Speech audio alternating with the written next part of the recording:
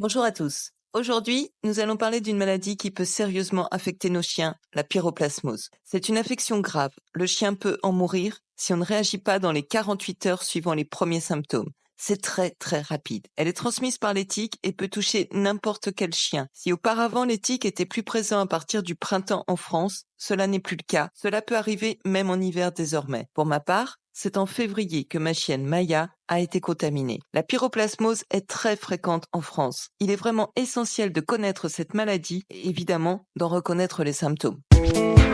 Alors la pyroplasmose, qu'est-ce que c'est? Elle est également connue sous le nom de babésiose. C'est une maladie parasitaire transmise par les tiques. Ces parasites microscopiques, appelés babésia ou pyroplasmes, infectent les globules rouges du chien, provoquant une série de symptômes très graves. Pour que le chien soit infecté, il faut évidemment qu'il soit mordu par une tique, elle-même infectée par des pyroplasmes. Les parasites, Babesia, envahissent alors les globules rouges du chien. Ils se multiplient à l'intérieur de ces globules rouges, les détruisant et libérant de nouveaux parasites dans le sang. La destruction des globules rouges entraîne des symptômes graves, principalement liés à l'anémie qui en résulte. En aucun cas, le chien ne peut s'en sortir seul. Il faut absolument administrer un antiparasitaire par voie interne. Le pronostic de guérison est toujours réservé. Il dépend de la rapidité du diagnostic et du traitement. Les infections graves peuvent être mortelles si elles ne sont pas traitées à temps. Tous les ans, des chiens meurent de la pyroplasmose. De graves complications hépatiques et rénales sont toujours possibles.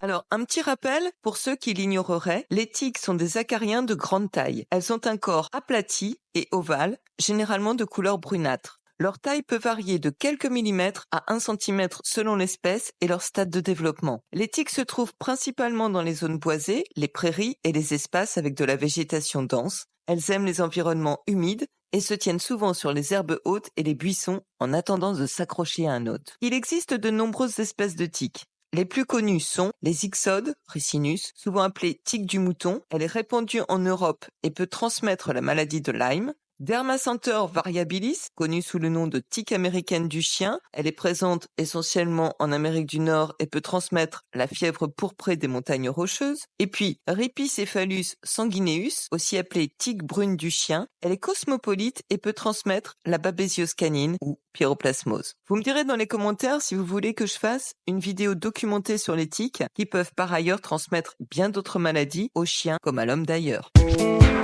Alors, quels sont les symptômes de la pyroplasmose? Les symptômes de la pyroplasmose peuvent varier, mais les signes les plus courants incluent une fièvre élevée, le chien est abattu, une perte d'appétit, le chien ne mange pas sa gamelle, un état de faiblesse et de fatigue, il est somnolent, il ne bouge pas, des urines foncées, s'il y a déjà une attaque rénale, des muqueuses pâles, on peut le voir au niveau des gencives, des vomissements et diarrhées, une anémie avec des difficultés respiratoires, et puis plein d'autres symptômes peuvent apparaître. Mais attention, les formes atypiques de la maladie ne sont pas exceptionnelles. Certains chiens résistent mieux que d'autres. Ça a été le cas pour Maya. J'ai failli passer à côté car le fait qu'un chien ne mange pas pendant 24 heures ne nous fait pas foncer chez le vétérinaire, ça peut arriver. Les heures passant, j'ai commencé à voir que quelque chose n'allait pas, mais son état n'était pas vraiment alarmant les premières 36 heures. Elle n'a pas mangé, elle manquait d'entrain, mais bon, les chiens aussi ont le droit d'être fatigués de temps en temps, d'autant que nous avions fait de très longues promenades les jours précédents. C'est réellement au bout de 48 heures que Maya a été complètement abattue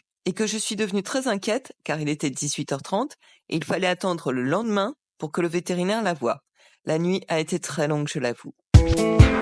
Le diagnostic et le traitement. Si vous remarquez un ou plusieurs de ces symptômes chez votre chien, il est vraiment important de consulter un vétérinaire très rapidement. Le diagnostic se fait par la prise de la température, un examen microscopique du sang et parfois des tests PCR. Pour le traitement, le vétérinaire administre des antiparasitaires spécifiques, des antibiotiques, et cela peut aller parfois jusqu'à des transfusions sanguines. Une intervention rapide est essentielle pour augmenter les chances de guérison. De plus, les chiens peuvent être infectés en même temps par d'autres maladies transmises par les tiques, comme la maladie de Lyme, l'ehrlichiose, l'encéphalite attique, la fièvre pourprée des montagnes rocheuses. Bref, tout cela complique le diagnostic et le traitement. Dans notre cas, après l'administration du traitement contre la pyroplasmose, Maya a dû aussi prendre une antibiothérapie préventive d'une dizaine de jours, au cas où la tique lui aurait en même temps transmis la maladie de Lyme et l'ehrlichiose. Je remercie encore la vétérinaire qui a passé plus de 1h30 sur le cas de Maya, qui ne présentait pas du tout les symptômes. En effet, elle n'avait pas de fièvre élevée, seulement 39, pas d'anémie, la prise de sang était parfaitement normale, pas d'atteinte au foie, le taux de bilirubine était bon, pas d'atteinte rénale, ses urines n'étaient pas colorées, pas de vomissement, peut-être une légère diarrhée, rien n'apparaissait non plus ni à la radio ni à l'échographie. Il était donc très difficile de savoir ce qu'elle avait. Pourtant, on voyait bien qu'elle était à bout de force. Il y avait quelque chose de sérieux. C'est en dernier recours qu'un prélèvement de quelques gouttes de sang à l'oreille, puis examiné au microscope, a permis à sa vétérinaire de repérer un pyroplasme. Mais un seul suffit pour comprendre que c'est bien ça. Sans sa ténacité, on aurait pu passer à côté. Alors moi, je vous donne un conseil, c'est si vous sentez que votre chien a quelque chose et que le vétérinaire n'est pas assez consciencieux pour prendre tout le temps nécessaire, persistez, au pire, allez en voir un autre. Parce que parfois, les cas sont plus complexes que d'ordinaire et la vie de votre chien peut en dépendre. Une dernière précision, je n'avais retiré aucune tique à Maya depuis des mois. Elle a été mordue et infectée sans que je puisse le savoir. Par contre, quand j'ai soupçonné que ça pouvait être la pyroplasmose, cette tique que je vous montre en photo est apparue comme par magie dans son pelage. Cette tique n'était pas plantée sur elle, ni gorgée de sang. Donc c'était pas elle la responsable.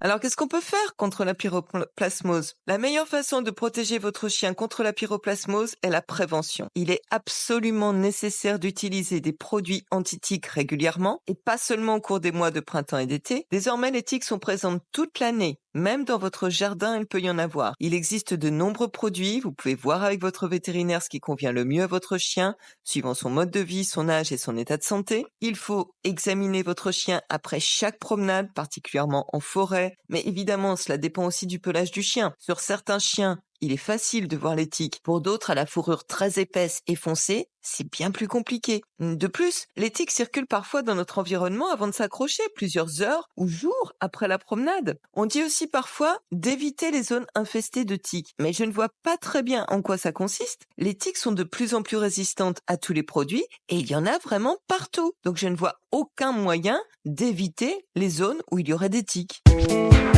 Alors pour conclure, moi je vous dis, protégez votre chien et restez informés. La pyroplasmose est une maladie extrêmement grave qu'il faut connaître et toujours garder à l'esprit au moindre changement de comportement de votre chien. Il faut protéger votre chien par les moyens qui vous sembleront les plus efficaces. Votre vétérinaire peut vous aider à choisir les produits les plus adaptés. Et puis enfin, il faut bien vivre. On ne va pas cesser de se promener et de promener nos chiens parce que l'éthique existe. S'il vous plaît, informez-vous. Et si vous avez trouvé ces informations utiles, n'oubliez pas de mettre un petit cœur, de vous abonner et de partager cette vidéo avec vos amis propriétaires de chiens qui pourraient ignorer cette maladie. Dites-moi dans les commentaires si vous souhaitez que je traite d'autres sujets similaires. Et puis je vous remercie d'avoir regardé. À bientôt!